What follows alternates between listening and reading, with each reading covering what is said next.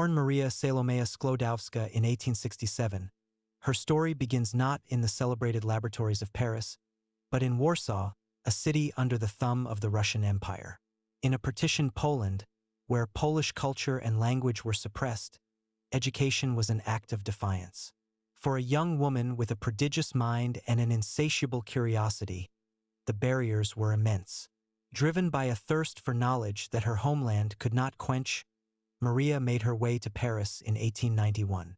Enrolling at the Sorbonne, she adopted the French name Marie. Life was a struggle. She lived in a small garret, surviving on bread and tea, but her dedication was absolute. In a world dominated by men, she not only persevered but excelled, coming first in her physics degree in 1893. In 1894, her life took a pivotal turn. She met Marie Curie, a brilliant and respected physicist. Their connection was immediate, a meeting of two great minds and two kindred spirits. They married a year later, embarking on a scientific partnership that would change the world.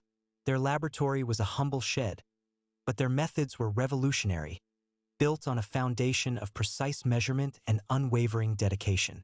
Building on the work of Henri Becquerel, who had discovered mysterious rays emanating from uranium, Marie Curie set out to investigate.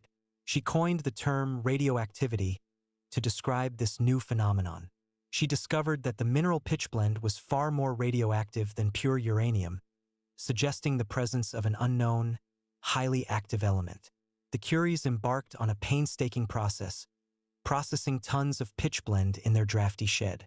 In 1898, they announced the discovery of two new elements: polonium, named in honor of Marie's homeland, and the even more powerful radium. The world took notice. In 1903, Marie and Pierre Curie, along with Henri Becquerel, were awarded the Nobel Prize in Physics. Marie Curie became the first woman in history to receive a Nobel Prize. But fame was a double-edged sword. The press was fascinated, but also intrusive and often sexist. After Pierre's tragic death in 1906, Marie continued their work alone, and in 1911, she was awarded a second Nobel Prize, this time in chemistry, for her isolation of pure radium. She remains the only person to have won Nobel Prizes in two different scientific fields. The Curie Institute in Paris, which she founded, remains a world-leading research center. Her work laid the foundation for nuclear physics, for cancer treatments, and for a new understanding of the atom. She had shattered barriers not only in science but for women everywhere.